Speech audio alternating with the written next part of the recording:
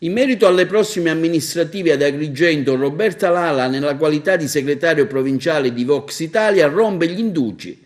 e dichiara: sposiamo il progetto e la candidatura a sindaco di Franco Miccichè, unica soluzione ai mali della città. Vox Italia, il movimento politico nato ufficialmente nel settembre 2019, che ha come frontman Diego Fusaro, è un ufficio politico nazionale, oltre parlamentari nazionali, consiglieri regionali e amministratori locali sparsi sul territorio nazionale, annuncia attraverso il segretario provinciale di Agrigento, Roberta Lala, di aver sposato Franco Miccichè come candidato sindaco della città dei Templi, come autentica novità per dare un fortissimo scossone allo status quo.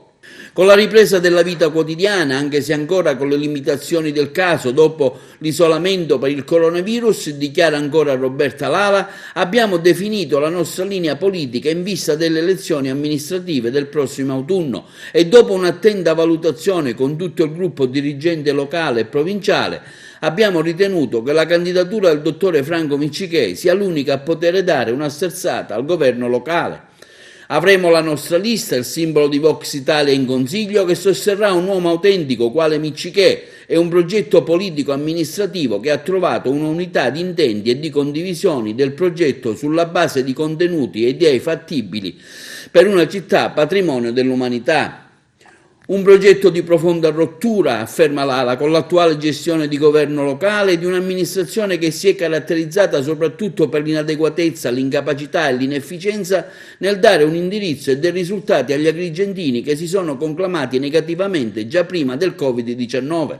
Siamo certi, e per gli agrigentini sarà una gradita occasione di rilancio, che il progetto Miccichè sia vincente, una persona prima di tutto che ha una qualità innata, doti umani professionali e di rispetto per le fasce deboli che lo porteranno a governare la città,